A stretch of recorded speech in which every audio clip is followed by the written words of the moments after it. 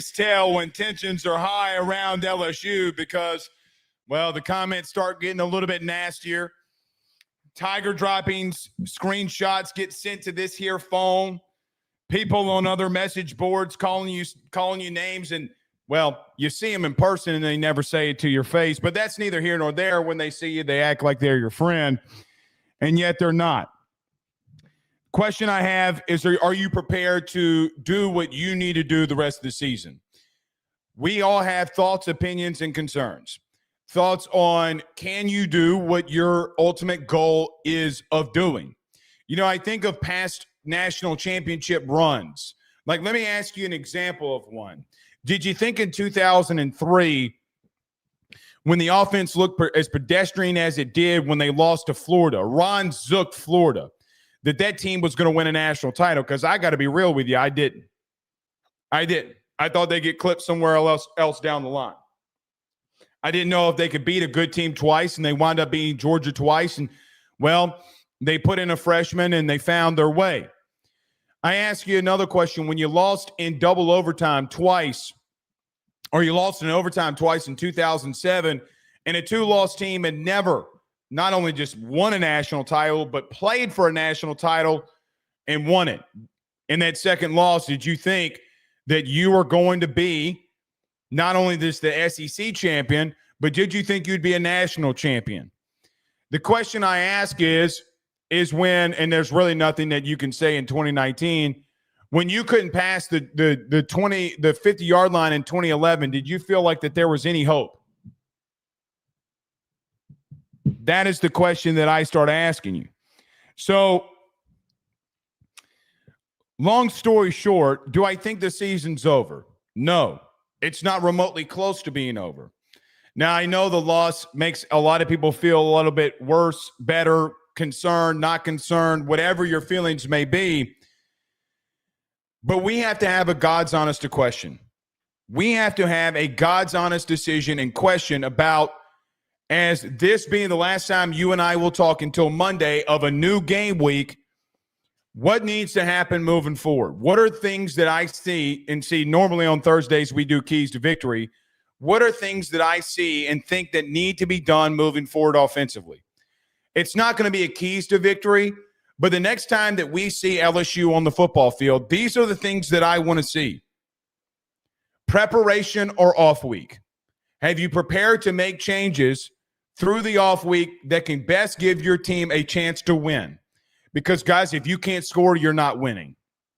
Your defense is going to break at some point, and you're going to be on the outside looking in. I still think that you have the talent and enough talent defensively to get you 9-3. But as that last loss come on the road to Oklahoma when you're staring a playoff chance right in the face? Those are the questions that you have to ask yourself moving forward. All right.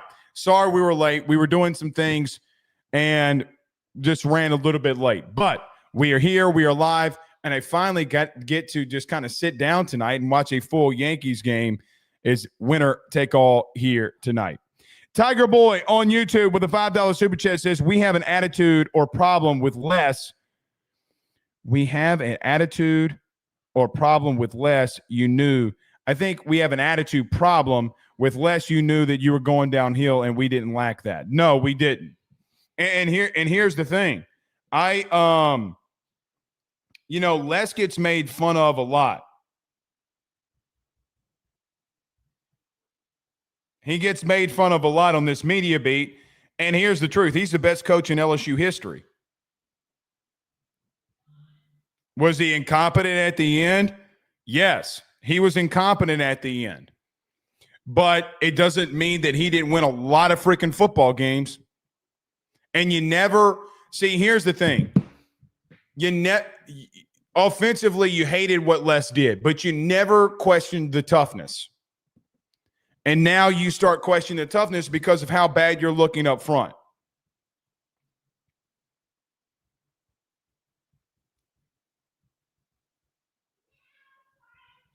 So we'll see, man. Big pressure in the building says Nush should have made changes this summer. I don't disagree with that. I don't think the decision-making is shown that you've made changes.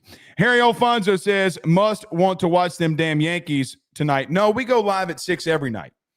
Or not every night, every Thursday night during the football season, because normally I don't like throwing you out of your routine or my routine just because of a bye week. But we're always live at 6 p.m. Central Standard Time on Thursdays.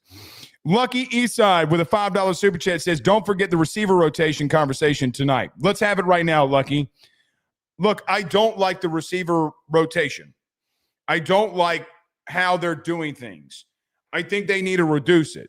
I think they need to get their 3 best players out there and keep them out there. Now, if you want to do some different things, okay, and you want to take shots downfield, that's fine. But here's the thing, though, Lucky, that I think that Cortez Hankton would say. Guys, playing 5 wide receivers is not a bad thing, right? I don't know if you can complete the ball to those receivers. Like, for an example, like, I don't mind Chris Hilding playing because when he's playing, he's getting past DBs. And if you had any threat of throwing the ball vertically, you could hit him. And that would be the part of everybody wants the wide receiver rotation to change. And I'm not necessarily against that either. And keeping that a little bit more simple. Or say, hey, Chris, you're going to have this drive, whatever. Nick, you're going to have this drive, whatever. But I think your best running back right now is playing at X. And so until they want to admit that, and the reason that they're moving him back there is to find any semblance of a run game, well, here's the thing. If he's giving you the most yardage, then keep him back there and keep running the ball with him. Go full Dexter McCluster with it if you need to. Like we went away from Xavion running the ball because he slipped down on an outside zone run. We didn't give him another touch in the backfield. That's going to happen. It's going to happen. So I think you need to reduce it. But here's the thing about reducing that. I don't know if we've been given as a fan base a fair chance to see what the wide receiver room can do with someone who isn't injured. Can't say the receivers need, and that simplification needs to come down when you won't even throw a basic hitch route. You're running RPOs without the main R. Nobody respects Garrett to run the football on an RPO. Nobody. So the linebacker is going to either go down to the running back or he's going to sit in coverage. And he's going to back off because nobody fears Garrett's going to run. How is that fair to Aaron Anderson? How is that fair to Trey Green? How is that fair to all those other receivers? It's not. It simply isn't. So that's what I think. Cody L says, we are live. Yes, we are. Kevin Dunn says, let's go. So does Christopher on Facebook. Good to have y'all all in here with us. Do us a favor, hit the like and share if you don't mind. Lauren on YouTube says, the difference, though, Blake, is BK would rather lose or us lose 3 games more than give Michael Van Buren a shot or try something different on offense. He just won't ever change, and that's why I have zero faith, which is so wild. Because, I'll tell you, Lauren, I'll tell you this. One of the biggest concerns that I had about Brian Kelly coming to LSU wasn't really recruiting, wasn't really a lot of things that was said about him. One of the biggest worries that I had when he got here was he was too quick to pull quarterbacks. And he hasn't done that. Now, I think they're trying to give Garrett every single shot that they can give him.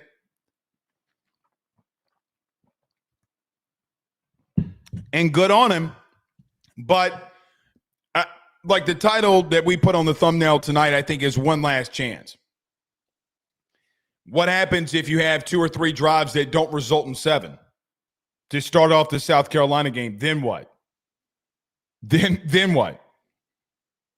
What happens if they put 2 drives together and you're down 10? Then what? I mean, I don't think Brian Kelly's as hard-headed as maybe he is. I don't think he is. So we'll see. I mean, those are all questions that we're going to have to let and see play out. But He hasn't done it yet. Obviously, we're glad he didn't do it for Jaden. And let's see if Garrett can work through this. I don't know if he can. Precious says Thomas Brown and Parker is the three I would roll with.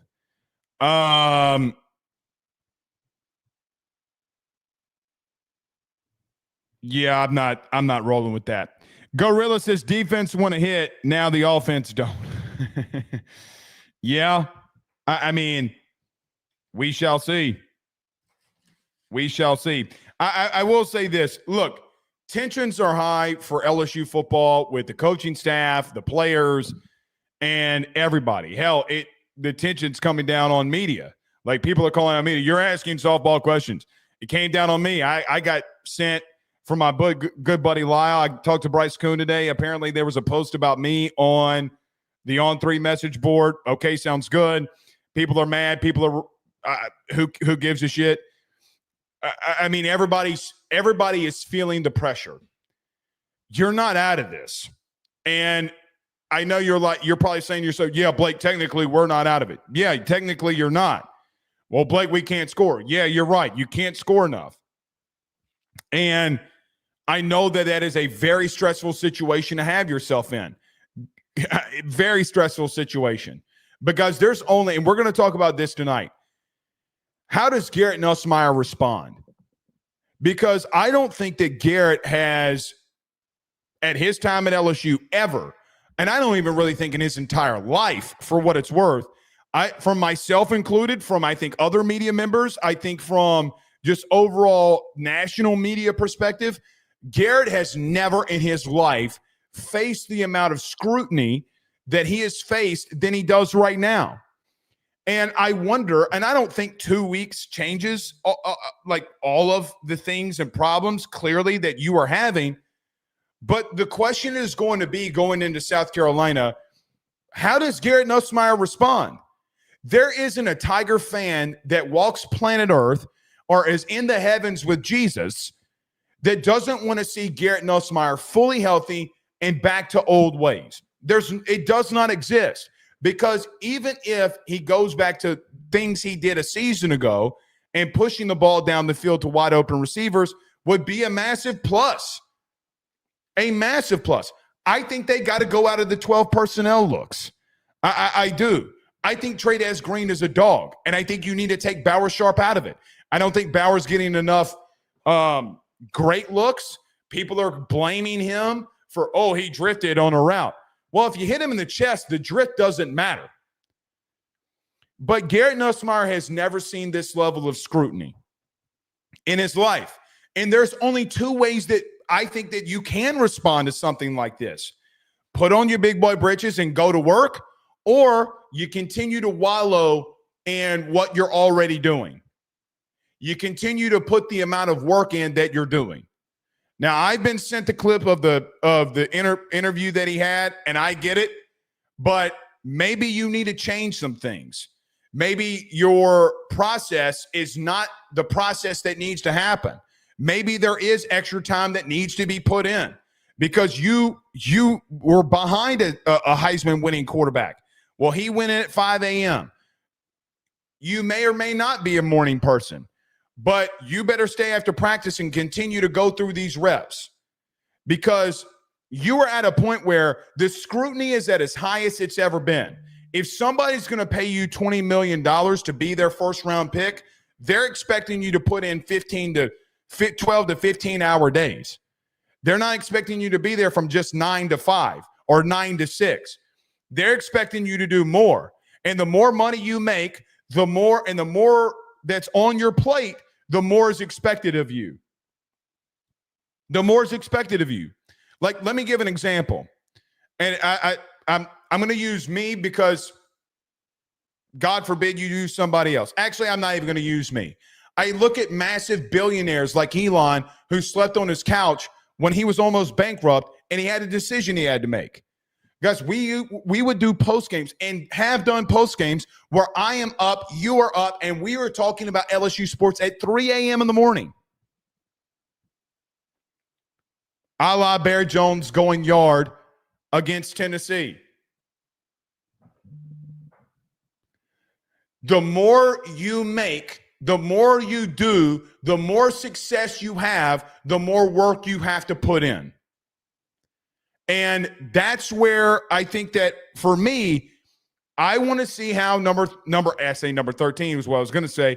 I want to see how number 18 responds to all of it. You got the number 18 for a reason. I hope he comes out here guns blazing and lights the scoreboard up.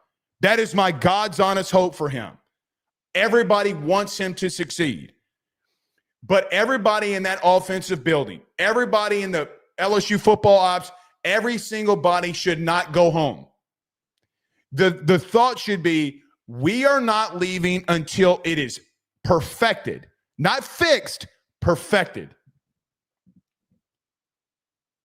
The people that are great at this, the people that are great at what they do, there's one thing that all of them have in common. They may be smarter than you. They may, all those things. But I think about great quarterbacks that we've seen, and not even LSU quarterbacks. I think of like Drew Brees.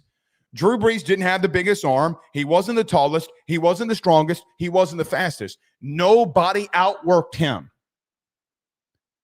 Nobody. He didn't go home after practice. Have you taken this bye week seriously is the question that you and I are about to ask. All right, let's get moving here. Everybody do us a favor. Hit the like and share. Share to all those groups if you are on Facebook and all those social media pages. You're watching us, listening to us on YouTube. Like, subscribe, notification bell wherever you listen to podcasts. Rate, review, and subscribe. Every show on ayssports is brought to you by our good friends over at FanDuel. Go over to FanDuel today. Sign up for FanDuel today. All the best odds, all the best parlays, all the best things and bets that you can do are with our good friends over at FanDuel. I always tell you this, and I'm going to tell you every single time we talk about our good friends over at FanDuel because they allow us to. If you have the discretionary income, go over there. Let's have some fun. Let's place some bets. If you don't know what you're doing, then don't go over there and bet. Don't go over there and place those bets. But it is something that you and I all can go over there and enjoy. Go place those bets. Do you think LSU is going to beat South Carolina next week? I'm really interested to see what that line opens up on Sunday. You and I will have that discussion when it comes out. But go over to FanDuel, sign up today, use their mobile app. And if you have any thoughts, questions, concerns, go over to FanDuel.com/RG for more details. Let's get into the show. We got lots to discuss. Stay with us.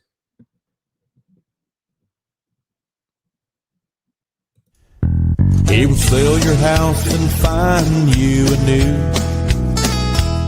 Well, Tyler's the man, he's here for you. If you want to buy or sell, well, it's not too late. Dial 955-0008. Just call 955-0008. Y'all call Tyler, he'll shoot you straight. Hey guys, I want to tell you about our good friends over at Red Stick Financial. They're your local residential mortgage broker located right here in the heart of Baton Rouge, Louisiana. At Red Stick Financial, they find the bank that works for your particular set of needs to purchase the home of your dreams or refinance the current one. They truly are your partners in this process, and they pride themselves in helping individuals and families with one simple goal in mind, and that is to make home financing approachable, attainable, and stress-free. They are licensed in all Louisiana, Texas, and Mississippi. So from Amarillo to Meridian and everything in between, they have you covered. Red Stick Financial brings you creative, customized solutions, and they don't believe in the one-size-fits-all when it comes to loans. They even have special options for mobile and manufactured homes located in a flood zone and stated income financing for those of us who are self-employed borrowers. If you or someone you know is looking to buy a home, refinance an existing mortgage, or simply want to know what options are out there for your future, give Red Stick Financial a call today at 225-407-9250. That's 225-407-9250. Or check them out online at redstickfinancial.com. That's redstickfinancial.com. Before you purchase the home of your dreams or you go and do that refinance, you need to go local. Go Red Stick. We're back.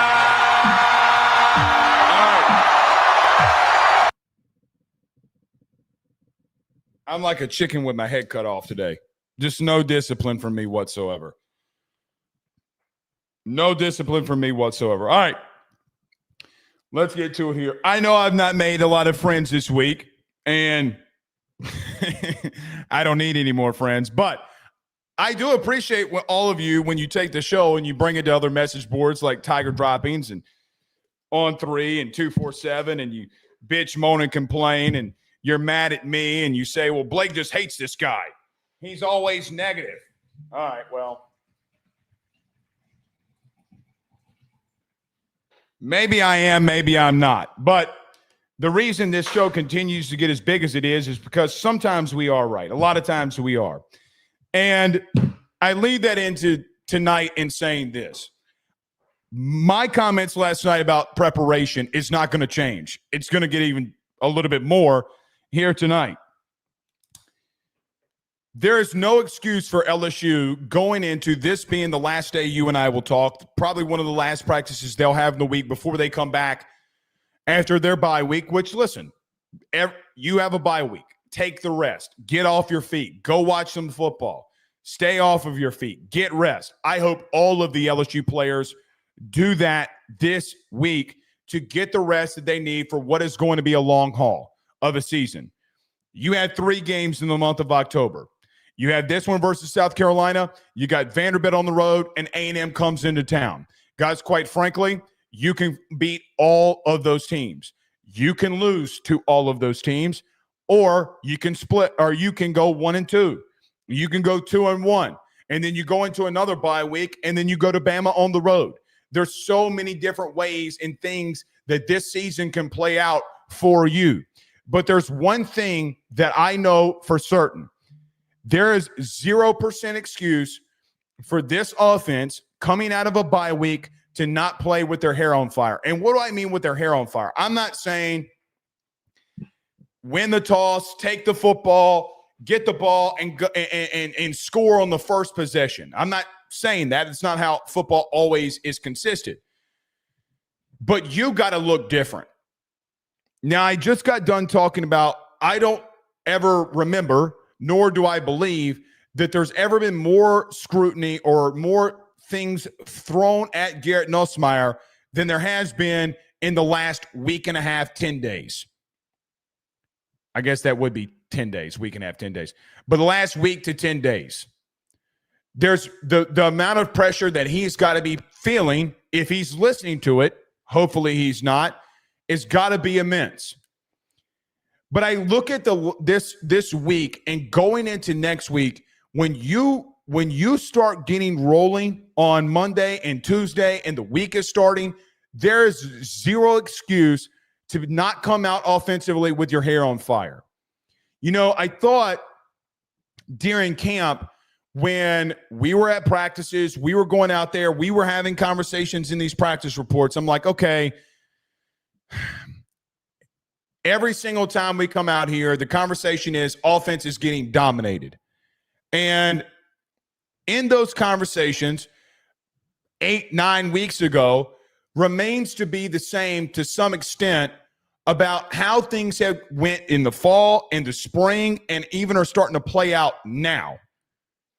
At some point, you got to put your foot in the ground and say, we got to make a stand. Guys, the preparation for this week has got to be better from a coaching staff standpoint, from a player standpoint. And when I say preparation, I'm not calling out everyone whose preparation is elite, that is in the right light, and they're doing the right things. But you cannot convince me at the current moment that everybody's putting in the extra time, and I said extra time, that deserves to be great. But there is a 0% excuse for this team to come out unprepared, to have some of the silly timeouts that you've had, to not be able to get a field goal unit out on the field. When I talk about prepared and you have to call a timeout because you don't want to run a quarterback sneak, because you can't get your field goal team out there and you got to call out timeout against Ole Miss. Those are the things that I'm talking about. It doesn't fall all on one player. It doesn't fall all on one coach. Brian Kelly gets paid a lot of money for it to fall on him, and I understand that.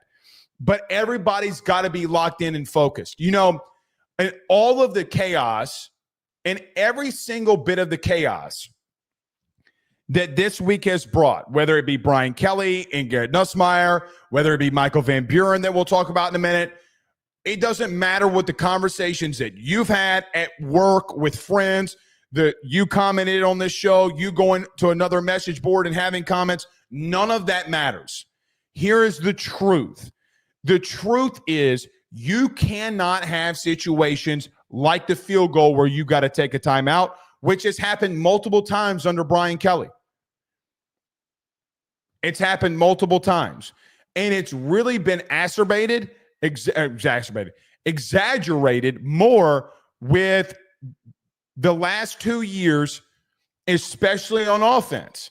So when I talk about timeouts being needed, field goals not being executed, things not happening, those are the things I'm talking about. Coming out of a bye week, that should not happen.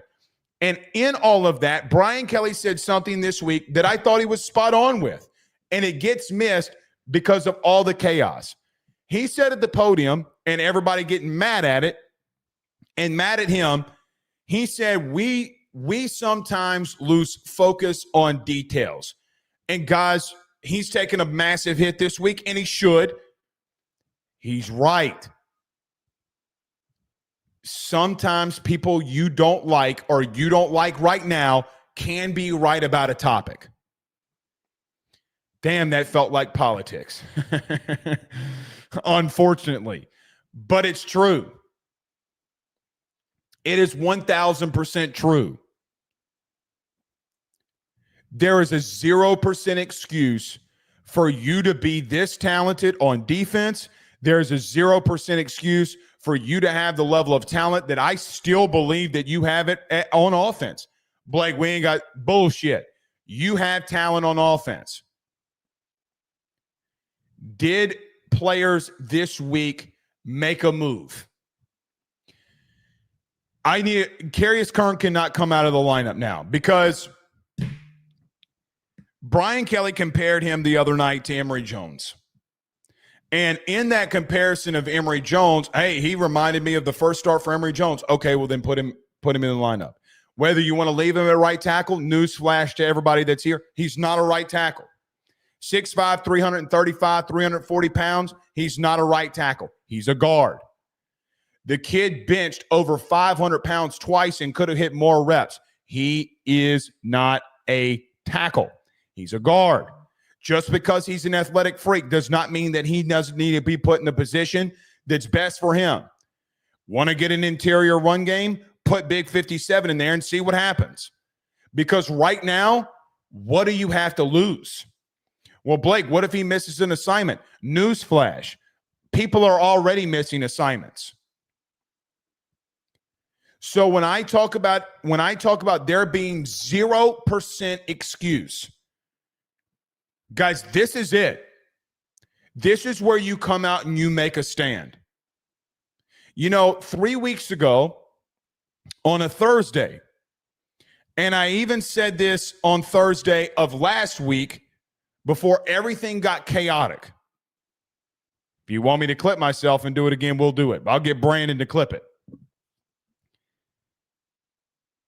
You get to a place, you get to a time, you get to a situation where, yes, it's not a matter of if you get beat again, of when, if you can't run the ball and do better things and be better offensively. But when you sit here and you look at this team and say, is this the inverse of 23?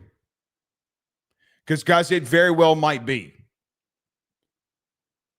And I don't think that you had the personnel there. Now, from a personnel standpoint, right now offensively, and to the main point, I think you're lacking.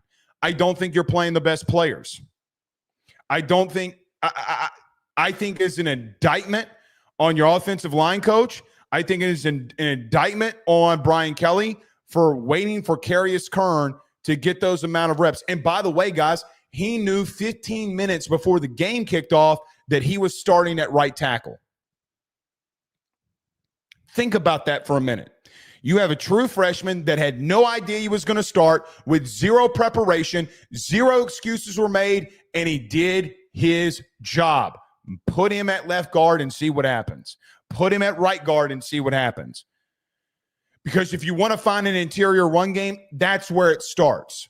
So when I talk about preparation and excuse making and personnel, those are all the things when you go to the freaking message board and you want to have a conversation, but you don't want to have it in here, or you tuck your tail in between your legs when we show up to a baseball game and you don't want to bring it up when you see us in person, fine. That's what we're talking about. The same bitching and moaning and complaining and bullshit that you'll take to social media is the same shit that's got to change. You won't win without it. You won't win with it. So there's a 0% excuse for all three levels of this team coming out of a bye week to not be prepared. I know you need rest. I know you need a revamp. I know you need a recharge. I get all that. Everybody goes through that. Guys, during the spring, y'all know this more than most. There will be sometimes on a Thursday, I'll send out a tweet, hey, guys, I'm not feeling this today. We'll see you on Friday night for a post game. Because, guys, you get burnt out. You get burnt out. I get burnt out. Everybody gets burnt out. No one's telling you not to take a break. This is the time, though, from a mental standpoint, that you need to get it in. Couple of other things. How as a team offensively do you respond? We talked about Garrett. But, I use a boxing analogy here. When a boxer that's never faced adversity in the ring, when he finally gets clipped, he finally gets knocked down, he finally sees his blood for the first time, how do you react to it? See, guys, you brought a lot of people in from the portal. And the question's going to be, how big of a team and how unified as a team do you have? Because if you're not unified, you're not going to make it. If you can't come together on these hollow grounds, then you don't have a shot. You got clipped. You got knocked down. You're not out of the fight. You got back up. You are back into the fight. You have a chance now as a team to rally. Finger pointing, saying it's this guy's fault, that's guy, it's not going to work. But guys, people's jobs are on the line. Let's understand what we're talking about here. Let's not hold anything back. People's jobs are on the line. Whether anybody wants to admit it or not, people's jobs are on the line. From a player standpoint, from a personnel standpoint, and from a coaching staff standpoint, people's jobs are on the line. How are you going to respond? So you come out of a bye week, you must be prepared. But by simple effort, guys, next week, when the ball is kicked off, you're going to instantly know how this team responded in the bye week. Instantly. Because if they're going out there, and listen, just because you're not scoring points doesn't mean that you're not giving full effort. And you know what? As much as it may sting and hurt, if you give me everything you got, I can live with it.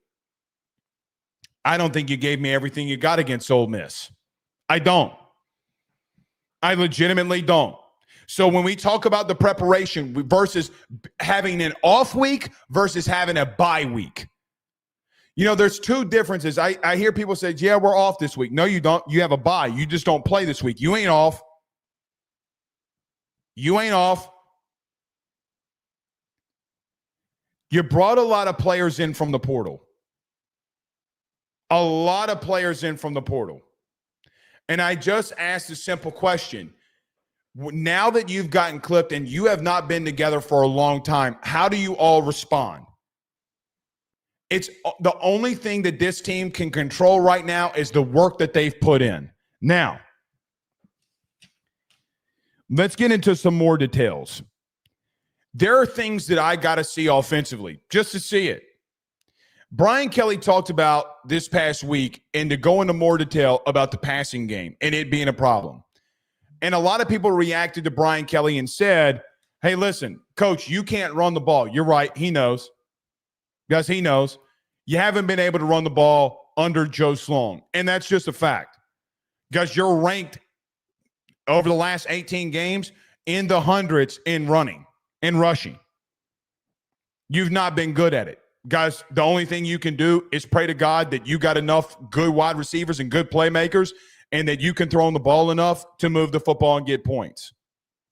It's the only other thing you can do because you have not shown that you can fix the running game at all. And I don't think it's a lack of trying.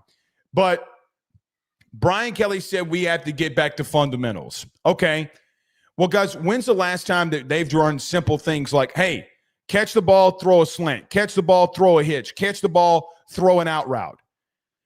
We try to so many times in this offensive system, the way that I see it, is try to do so many different things. You know, if Garrett is having problems, if he's not having the solutions that he needs, here's the truth of what's got to happen. And what I hope they worked in the bye week. Garrett, you have 3 reads, and if none of those reads are open, you get out of there. You got to simplify things. You got to, I know that you probably don't, but right now you do not have a vertical passing attack. You simply don't. And everybody knows it. And here's the dumb thing about it. They knew, did Ole Miss, that you didn't have a vertical passing attack, and they still dropped 8. They still kept 3 people very deep on you, and they knew that you couldn't throw the ball that way. They knew that you could not throw the football deep, and they were basically telling you, we're going to keep everything in front of us, go up and tackle, and make sure that Garrett Nussmeier dumps the ball off and methodically moves the football down the field, and you did not do it. Your coaching staff didn't preach it to him, and he didn't do it. Well, this is what you got to do now. Because now, in my humble opinion, you don't have a choice. We're going to go a 3-man concept. And if those 3 reads are not there, you're out of there. And not any of these vertical pushing the ball down the field routes. If he is in the game, I'm slant, hitch, check down. Slant, out, check down. And if it's not there, get out of there. Check the ball down. Do something. And I got a great solution to change your run game. Throw the hitch. Throw the slant.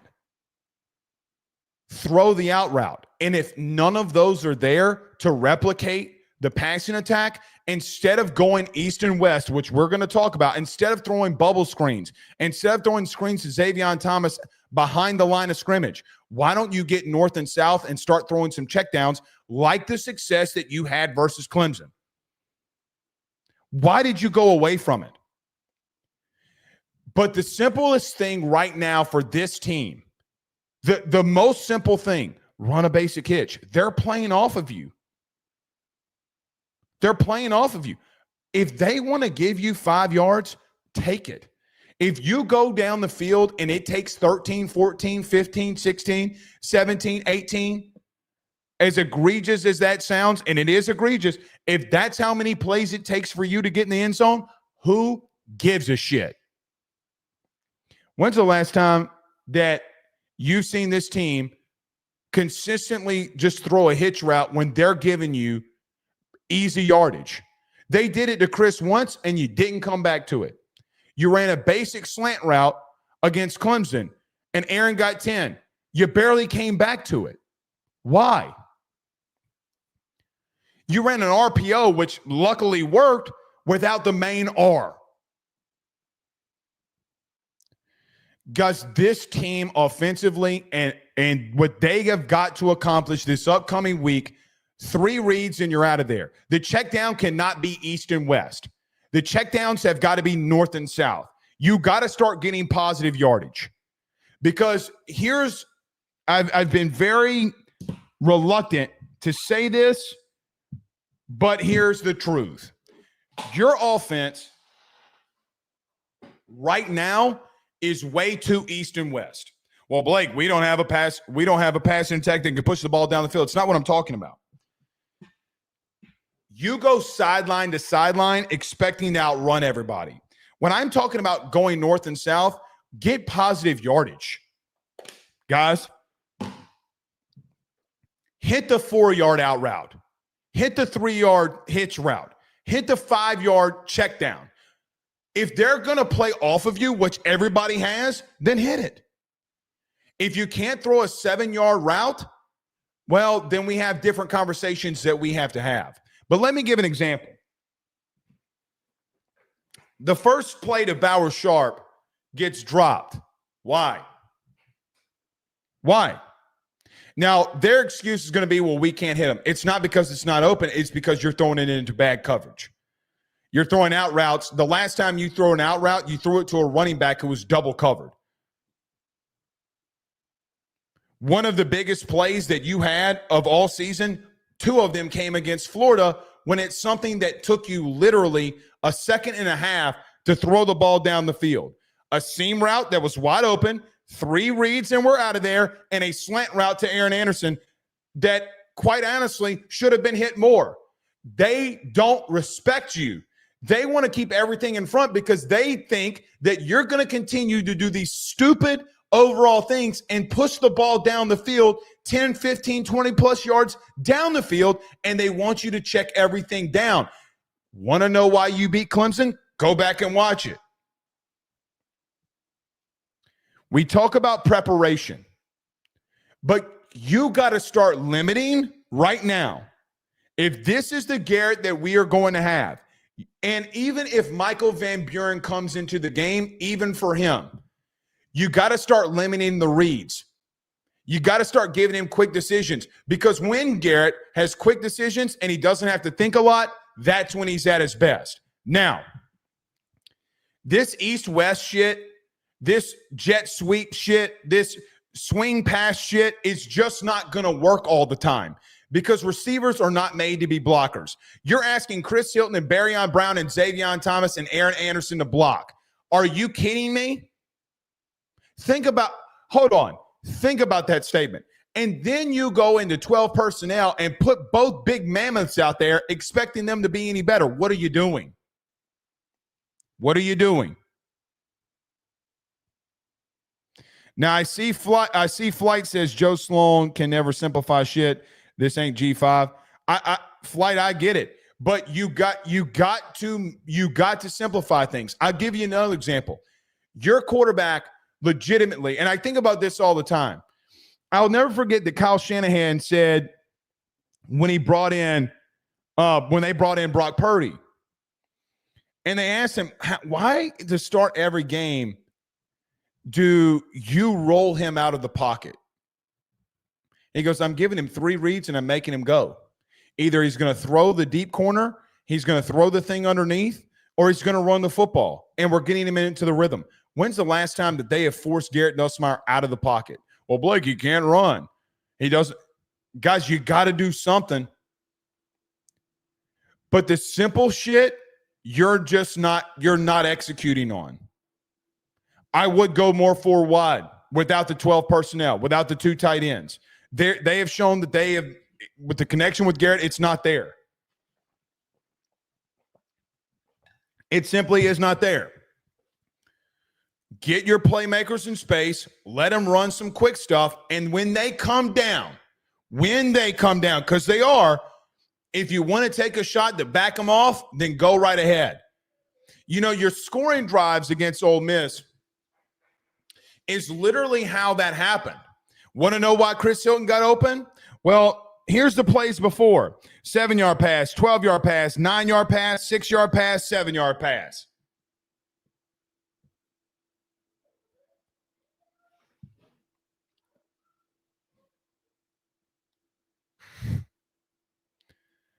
They go man up, they scoot everybody down, and Chris Hilton roasts somebody, and you're unable to hit it. And listen, I'm not getting on Garrett for physically not being able to throw the ball down the field. I'm not going to do it. We've talked about it too much. I think Brian Kelly is going to get more involved with the passing game. I don't think that he has a choice. He's got two guys right now in that role, and Sloan and Cortez Hankton, that have never called plays. And it's not working. And in that not working, he's got to simplify it. 3 reads and you're out of there. So he talked about we got to be better in the passing game. That's what I expect from him. Garrett, there is something Garrett is elite at even right now, I think. When he doesn't have to really think about things, he's good.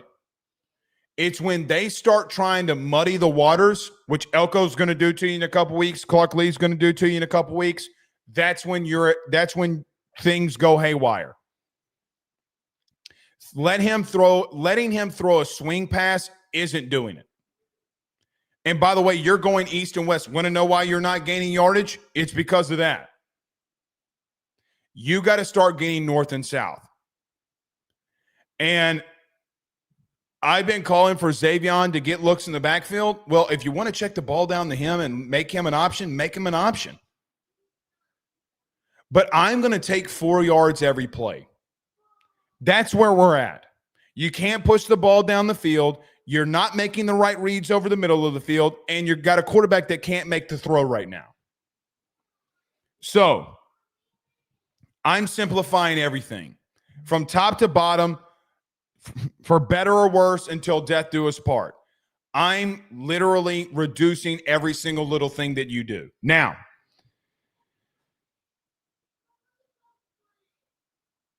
there's something before we move to defense that they should be working on this week, and it should have gotten completed.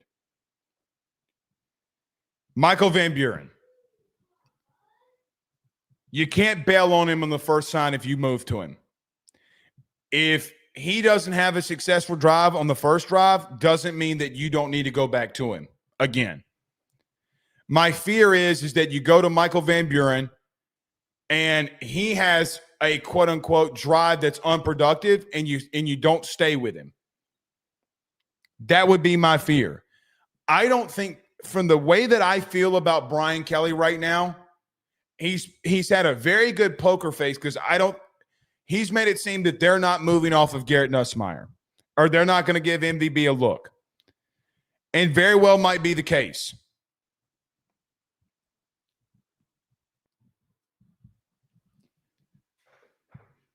But guys, you got to give him more than a chance.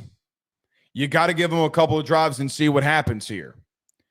If I'm Michael Van Buren, I am telling him, if I'm Joe, you know what? If I'm Brian Kelly, forget Joe Sloan for a minute. If I'm Brian Kelly, I'm telling him, take the easy layups. If there's a lane to run in, run. If there's an easy completion, hit it. If there's an easy run that you can check into, do it. Methodically move the football. Because, guys, you can't right now. Let me reemphasize. You can't even move the football. You have had troubles moving the football. There's only one other thing that you can do. Either continue to be a little, I hate to call it West Coast dink and dunk, but you're there. You're there. The air raid principle is king in doing this. You have an air raid OC. You got to be able to find ways to get receivers the ball quickly in space. Screw this 12 personnel bullshit. If you don't trust your quarterback's decision-making, well, I mean, that's on you. That's on you to make that decision.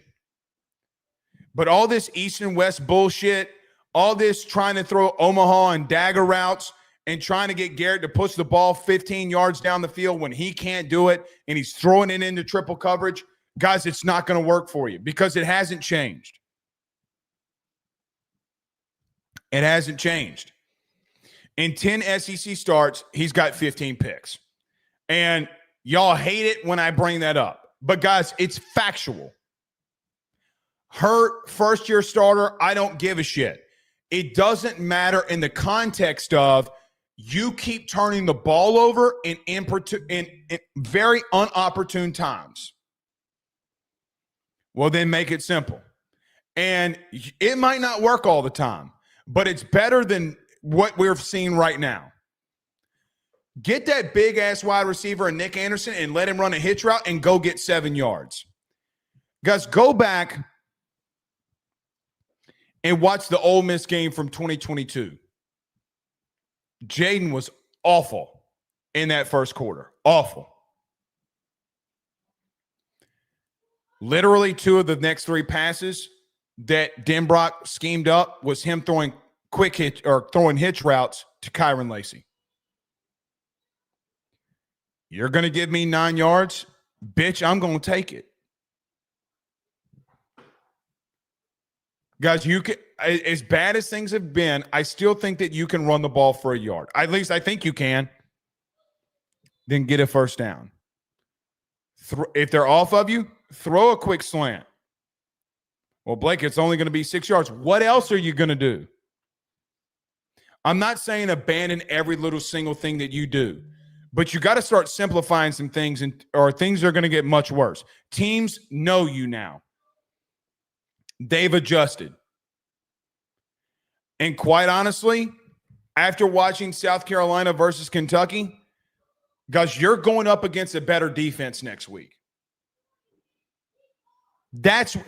Lenora Sellers terrifies me. Their defense makes me petrified. Legitimately. If you can't get easy layups for your quarterback, then you don't need to call the game. So, I do think this week's going to be interesting. Michael Van Buren took all first-team reps the last couple of days. Garrett did not practice. How's that timing going to work, too? It's just, man, not good. All right, defensively, before we move on here and get out of here. Defensively, guys, you got to work on quarterback contain. Lenora Sellers is still an outright beast. He just terrifies me, man.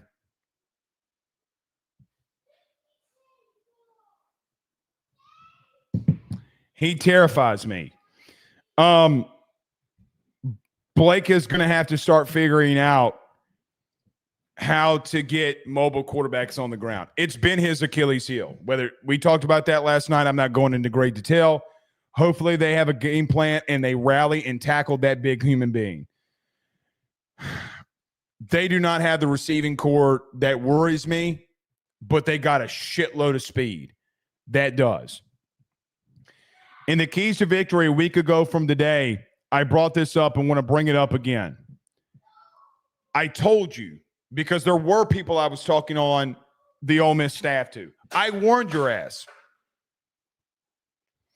Last Thursday to end the show, I came out here and said, listen, I know for a fact, talking to people around Ole Miss, they're going right at DJ Pickett. They're going right at PJ Woodland. Now, PJ picked the ball off, and they stopped going to him. They started attacking the middle of the field. They started attacking TaMarcus. Teams are going to start going back at Pickett and Woodland again. I don't think. I'm not thinking. They are going to attack those young boundary corners, and you better have them prepared and ready to go. All right. Let's get to a couple of these super chats before we get out of here. Travis with a $5 super chat says, Blake, what do you think the starting O-line should be? I think it should be Adams, Eccles, Moore, Kern, or either Thompson or Davis. I would go Adams, and I would go Kern. I would go Moore, and I would go Weston Davis at right tackle. Boy, that's going to get It's not going to make me a lot of friends. I don't know what you do at right guard. Maybe they give Thompson a look at right tackle, but guys, I mean, maybe.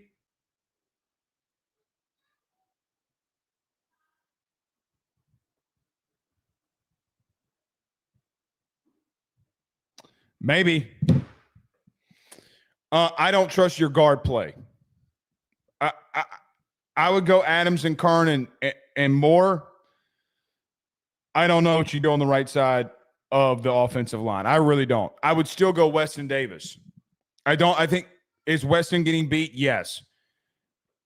But I know he's going to give me 100% effort, and I don't think his right guard's helping him at all either. I'm not starting Cohen Eccles. I'm not. Travis sends a $5 super chat, says, I don't like how we run the ball. Caleb doesn't fit the spread game. Play some power ball sometimes. Oh, they're not going to do that. They're not going to do that. They're not going to do it. Poor Caleb. I mean, listen, everybody keeps saying Caleb's a bust. When's the last time Caleb Jackson's not been hit in the backfield? Now, do you need to break some tackles? Yes, but this running back room has not been great either. It has not been great either. So we'll see, man. All right, every AYS show is brought to you by our good friends over at FanDuel. Go over to FanDuel.com today. Sign up today. Download the app. Have the discretionary income. You can go over there and sign up today.